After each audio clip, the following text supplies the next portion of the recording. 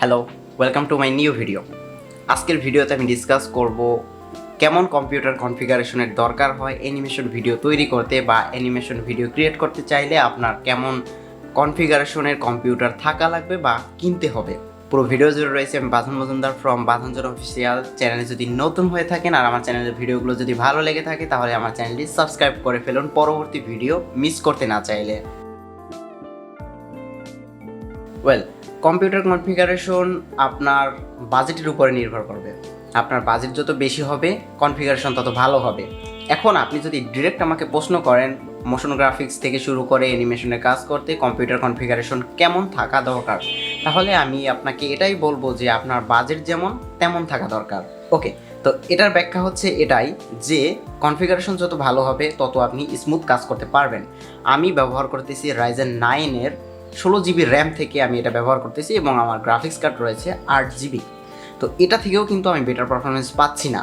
আবার অনেকে বলে যে আমি 4 GB র্যাম থেকেও বেটার পারফরমেন্স পাচ্ছি। যেমন আমার যে ল্যাপটপটা রয়েছে কোরাই 3-র 10 জেনারেশন এবং ওটার র্যাম হচ্ছে 8 GB, যেটা SSD লাগানো আছে। তো এটা থেকে আমি যে পারফরমেন্সটা পাচ্ছি তো এটাও আমার কাছে মোশন গ্রাফিক্সের জন্য বেস্ট মনে হচ্ছে। আবার আমি আমার রাইজেন 9 থেকে যে 16 GB RAM 8 GB graphics card আমার M.2 SSD লাগানো রয়েছে, তো এটা থেকে আমি যে পারফরমেন্স পাচ্ছি সেটা থেকেও কিন্তু আমি স্যাটিসফাইড। তারপরে আবার অনেকে আছে যারা রাইজেন 9-এর উপরে ব্যবহার করে বা আপনার গ্রাফিক্স কার্ড বেশি র্যাম বেশি, তো এগুলো যারা ব্যবহার করবে তারাও দেখবেন স্যাটিসফাইড। মেইন যে বিষয়টা সেটা হচ্ছে সফটওয়্যার থেকে আপনি যখন একটা ফাইলকে নিয়ে কাজ করতে যাবেন তখন আপনি আপনার দুটো জিনিসে প্রসেস করবে। একটা হচ্ছে আপনার প্রসেসর, দ্বিতীয়টা হচ্ছে আপনার গ্রাফিক্স কার্ড।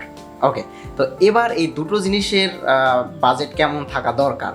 প্রসেসরে আমার যে কাজটা করবে, প্রসেসরে আমার রেন্ডারিং তারপরে হচ্ছে আমার প্রসেসিং স্পিডটাকে বাড়াবে এবং কাজ করার স্পিডটাকে বাড়াবে। যেমন আমি যখন একটা ফাইলকে নিয়ে কাজ করব তখন আমার প্রসেসরে সেটা প্রসেস করবে এবং জিপিইউ বা গ্রাফিক্স কার্ডের আমার কাজটা কি সেটা হচ্ছে আমার প্লেব্যাককে সাহায্য করবে। যেমন আমি যখন একটা ফাইলকে নিয়ে কাজ করবো, সাপোজ আমি অ্যানিমেশনে কাজ করবো, অ্যানিমেশন নিয়ে কাজ করতে হলে যে গ্রাফিক্সটা আমার থাকবে, অনেকে গ্রাফিক্সটাই চেনে না। গ্রাফিক্স যদি না থাকে তাহলে আপনার ডিসপ্লেতে পর্দা আসবে না বা আপনার ডিসপ্লেতে কিছুই আসবে না। তো গ্রাফিক্স কিন্তু মাস্ট থাকা দরকার, যেটা রাইজেনে থাকে ইন্টেলেও থাকে। অনেকটাই হচ্ছে ইন্টারনাল গ্রাফিক্স কার্ড থাকে, অনেকটা হচ্ছে এক্সটার্নাল লাগাতে হয়।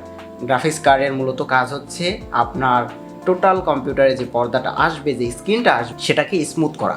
এটা যত স্মুথ হবে তত আপনি বেটার দেখতে পাবেন। যেমন অ্যানিমেশনের কাজে যদি কোয়ালিটি ভালো করে আপনি ক্রিয়েট করার সময় না দেখতে পারেন তখন কিন্তু আপনি আউটপুট দিতে গেলে, যেমন এই গ্রাফিক্সটা মেইন দরকার হয় যারা কালার কারেকশনে কাজ করে।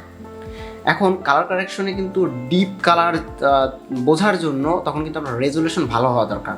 রেজুলেশন ভালো হতে গেলেই কিন্তু আপনার গ্রাফিক্স কার্ড ভালো হতে হবে। এই যে কাজটা এটার জন্য গ্রাফিক্স কার্ড ভালো হতে হয়। ভালোর কোনো শেষ নেই। আপনি 4 GB ব্যবহার করতে পারেন, 8 GB ব্যবহার করতে পারেন, 16 GB ব্যবহার করতে পারেন, 32 GB ব্যবহার করতে পারেন। তো এটা হচ্ছে আপনার ব্যাপার। এবার আসি প্রসেসরে। প্রসেসরটা কিন্তু আপনার মেইন জিনিস। প্রসেসরটা আপনার অবশ্যই ভালো হতে হবে। গ্রাফিক্স কার্ড যদি আপনার কম থাকে তাহলে যে প্রবলেমটা হবে, গ্রাফিক্স কার্ড কম থাকলে আপনার প্রবলেমটা হবে আপনি যখন একটা ফাইলকে নিয়ে এডিট করতে যাবেন, অ্যানিমেশনের কাজ যখন করতে যাবেন তখন আপনি যে পর্দায় যে স্ক্রিনে যে ভিডিওটা দেখতে পাবেন ওইটাই আপনি বেটার রেজুলেশনে দেখতে পাবেন না। বাট আপনি আউটপুটের সময় বা রেন্ডার দেওয়ার সময় কিন্তু আপনার প্রসেসরেই কিন্তু কাজ করবে। আবার কিছু কিছু সফটওয়্যার রয়েছে যেগুলো রেন্ডার দেওয়ার সময় সিলেক্ট করে দেওয়া যায় যে আমি এটাকে প্রসেসরে সিপিইউতে রেন্ডার দিব নাকি আমি গ্রাফিক্স কার্ডে রেন্ডার দিব। তো আপনার গ্রাফিক্স কার্ড ভালো যদি নাও হয় তাহলে কিন্তু আপনি ভালো কাজ করতে পারবেন। এখানে আপনার সিপিইউটা মাস্ট, সিপিইউটা আপনার বেস্ট রাখতে হবে। এবং এবার আসি র্যামে। র্যামটা আপনার কি করবে, র্যামটা হচ্ছে র্যান্ডম অ্যাক্সেস মেমোরি। এটার কাজ কি? এটার কাজ হচ্ছে আপনার এটা কোনো ডাটাকে সেভ করে রাখে না, এখানে জাস্ট কিছু সময়ের জন্য ডাটা আসে এবং চলে যায়। আপনি যখন যে সফটওয়্যারটা নিয়ে কাজ করবেন বা যে ফাইলটা নিয়ে কাজ করবেন, র্যামটা কিন্তু সেই ফাইলটা বা সেই সফটওয়্যারটার ডাটাগুলো নিয়ে কাজ করে। আপনার যখন সফটওয়্যার ক্লোজ হয়ে যায় তখন কিন্তু র্যামের কোনো কাজ থাকে না। আপনি 10টা সফটওয়্যার যদি ইনস্টল করেন, ইনস্টল করলে এই টোটাল জিনিসটা হচ্ছে আপনার হার্ড ডিস্কে নিবে। এটা কিন্তু হার্ড ডিস্কের সাথে সম্পর্কিত। এবং আপনি যখন সফটওয়্যারগুলোকে সবগুলোকে ওপেন করতে যাবেন তখনই কিন্তু আপনার র্যামের উপরে প্রেশার পড়বে। আপনি যদি একটা র্যামে, যেমন আপনার একটা সফটওয়্যার রিকোয়ারমেন্ট হচ্ছে 4 GB র্যাম, এখন আপনার কম্পিউটারে 4 GB র্যাম আছে, আপনার যে সফটওয়্যারটায় 4 GB র্যাম রিকোয়ার্ড, এরকম যদি আপনি 5টা সফটওয়্যার ইনস্টল করেন আপনার কম্পিউটারে কোনো প্রবলেম হবে না। বাট 4 GB র্যাম আছে আপনার এবং আপনি 4 GB র্যাম রিকোয়ার্ড একটা সফটওয়্যার ইনস্টল করার পরে সেটা ওপেন করে অন্য কোনো কাজ করতে গেলেই কিন্তু আপনার কম্পিউটার স্লো হয়ে যাবে। এ কারণে কিন্তু র্যামটা দরকার হয়। যেমন আমরা কিন্তু কখনোই একটা সফটওয়্যার নিয়ে কাজ করি না। যদি আমি বলি আমি আফটার এফেক্ট নিয়ে কাজ করি, তখন কিন্তু আমার গুগল ক্রোমটা ওপেন থাকে, কারণ আমার টুকটাক কিছু জেপিজি পিএনজি ডাউনলোড দেওয়ার জন্য কিন্তু আমার গুগল ক্রোমটা দরকার হয়। আবার যদি আপনার মনে করেন আমি আফটার এফেক্টে কাজ করতেছি, সাথে সাথে আমি প্রিমিয়ার প্রোতেও কাজ করতেছি, তখন কিন্তু এই দুটো সফটওয়্যারের জন্য এক্সট্রা র্যামের দরকার হয়। এইটা কিন্তু আপনার প্রসেসরে কিন্তু এটা প্রভাব পড়বে না। প্রথমে প্রভাব পড়বে কিন্তু এটা র্যামের উপরে, দেন প্রসেসরে যেটা করবে এই টোটাল দুইটা জিনিসকে প্রসেস করবে। তো সব কিছু মিলিয়ে আপনার যখন কনফিগারেশন ভালো হবে তখন আপনি এটার ভালো পারফরমেন্স পাবেন।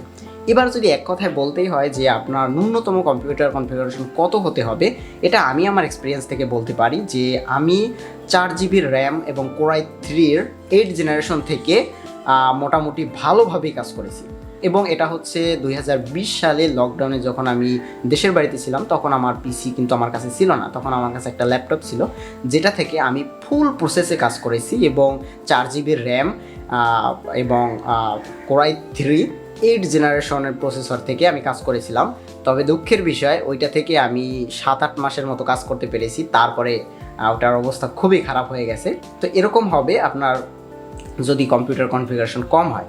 তবে আপনি যদি মোটামুটি কাজ করতে চান যে আমি এই কাজটা করব বা অ্যানিমেশনের কাজ করব, মোশন গ্রাফিক্সের কাজ করব, এক কথায় আমি after effect, Premiere Pro, Photoshop এই জিনিসগুলো আমি ইউজ করব আমার কম্পিউটারে আমার কাজের জন্য, তাহলে আমি আপনাকে সাজেস্ট করতে পারি যে মিনিমাম কোর i3 নিচে আপনি যাবেন না কখনোই। আর আপনি 8 GB র্যাম মাস্ট নেবেন।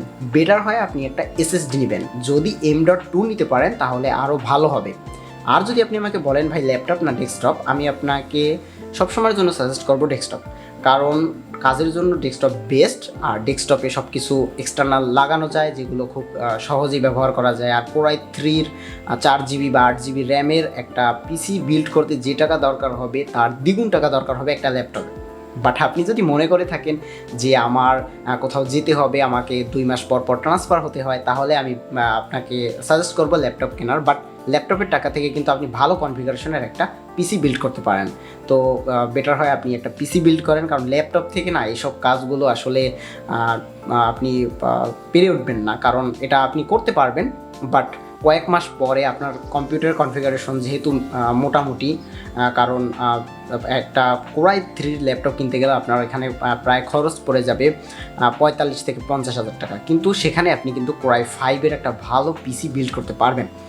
তো সেক্ষেত্রে আর যেটা প্রবলেম হয়, আপনি যে পিসিটা বিল্ড করবেন সেই পিসিটা কিন্তু আপনি ইজিলি ব্যবহার করতে পারবেন, বাট ল্যাপটপটা আপনার 1 থেকে 1.5 বছরের ভিতরে ডেট হয়ে যাওয়ার সম্ভাবনা বেশি। কারণ এই ধরনের ভারী সফটওয়্যারে যখন আপনি প্রসেস করবেন তখন আপনার ল্যাপটপকে আপনি 2-3 ঘন্টা টানা কাজ করার পরে কিন্তু আপনাকে কিছু সময়ের জন্য অফ রেখে কাজ করতে হবে। তা না হলে আমার ল্যাপটপ যে অবস্থা হয়েছে সেরকম অবস্থাই হবে। এটা আমার নিজের এক্সপিরিয়েন্স থেকে বলতেছি। তো সোজাসুজি যারা ল্যাপটপ কিনেছেন বা কম্পিউটার কিনেছেন বা ল্যাপটপ বা কম্পিউটার কেনার কথা ভাবতেছেন, তাদের আমি সাজেস্ট করবো এটাই যে আপনারা মিনিমাম 8 GB র্যাম রাখবেন। 8 GB মিনিমাম, এটার নিচে আসলে পারবেন না, কারণ day by day software update হচ্ছে। তো 8 GB র্যাম মাস্ট থাকতে হবে এবং আপনার যেটা থাকতে হবে সেটা হচ্ছে core i3 minimum. Core i5 হলে ভালো হয়। অনেকে বলে রাইজেনের কথা, আমি রাইজেন সাজেস্ট করি না, কারণ লো বাজেটের রাইজেন আপনি কখনোই কিনতে যাবেন না, কখনোই না। কারণ রাইজেন কিনতে গেলে আপনার একটা গ্রাফিক্স কার্ড এক্সট্রা দরকার হবে। এক্সট্রা গ্রাফিক্স কার্ড মানে হচ্ছে আপনার প্রসেসরে যে টাকা দিবেন তার থেকে বেশি টাকা দিয়ে আপনার গ্রাফিক্স কার্ড কিন্তু কিনতে হবে। তো এই ঝামেলায় যারা জড়াতে চাচ্ছেন না, যাদের বাজেট কম, তারা অবশ্যই মাস্ট ইন্টেল কিনবেন, মানে কোর i3 তারপরে কোর i5 এইগুলো কিনবেন আপনারা, মানে ইন্টেলের প্রসেসর কিনবেন। এই কথাটা কেন বলতেছি তার কারণ হচ্ছে আমি রাইজেন 9 ব্যবহার করি এবং রাইজেন 9-এ আমার ওইটার প্রাইস ছিল 48,000 টাকা প্রসেসরটা, এবং ওইখানে আমার যে গ্রাফিক্স কার্ডটা আমি বাজেট করেছিলাম মাত্র 20,000 টাকার মতো। এর ভিতরে আমি গ্রাফিক্স কার্ড কিনবো, কিন্তু এটা আমার সাজেশন নেওয়া, মানুষের কাছ থেকে হেল্প নেওয়া, সব কিছু মিলিয়ে সেই বাজেট বাড়তে বাড়তে আমার গ্রাফিক্স কার্ডটার প্রাইসটা ছিল, এটা গিগাবাইটের 8 GB গিগাবাইট অরাসের, তো এটার প্রাইস ছিল 43,000 টাকা। যে ওই বাজেটে আমি শেষ পর্যন্ত কিনেছি এবং ওই গ্রাফিক্স কার্ডটা আমি ব্যবহার করে এখনও স্যাটিসফাইড না রাইজেনে। তো সেক্ষেত্রে লো বাজেট যদি হয়ে থাকে তাহলে রাইজেন কেনাটা আমি আপনাকে সাজেস্ট করি না। বাট রাইজেনের যে রাইজেন 5-এ একটা 3200G মেবি ওই প্রসেসরটাই আপনার ইন্টারনাল গ্রাফিক্স কার্ড রয়েছে, চাইলে ওটা ব্যবহার করতে পারেন। বাট লো বাজেটে রাইজেন কেনাটা আমি কখনোই সাজেস্ট করি না। এই হচ্ছে টুকটাক বিষয় আপনার একটা কম্পিউটারের সম্পর্কে ধারণা দিলাম, যেটা নিয়ে আপনি মোশন গ্রাফিক্স বা অ্যানিমেশনের কাজগুলো করতে পারবেন। যদি আপনার এর থেকেও বেটার কোনো সাজেশন থেকে থাকে প্লিজ কমেন্টে জানাবেন, আমি চেষ্টা করব সেটা নিয়েও ডিটেলসে কথা বলার। বা আপনার যদি কোনো মতামত থাকে বা আপনি যদি চান যে আপনার এই জিনিসটা জানা দরকার, এটা নিয়ে আমি কোনো একটা ভিডিও তৈরি করি, তাহলে প্লিজ কমেন্ট বক্সে আমাকে জানাবেন। আমি চেষ্টা করব নেক্সট ভিডিওটা সেই কমেন্টটাকে নিয়ে তৈরি করার। দেখা হচ্ছে পরবর্তী ভিডিওতে, ততক্ষণ পর্যন্ত ভালো থাকবেন। আর আমার পরবর্তী ভিডিওগুলো মিস করতে না চাইলে অবশ্যই আমার চ্যানেলটি সাবস্ক্রাইব করে রাখবেন। Thank you.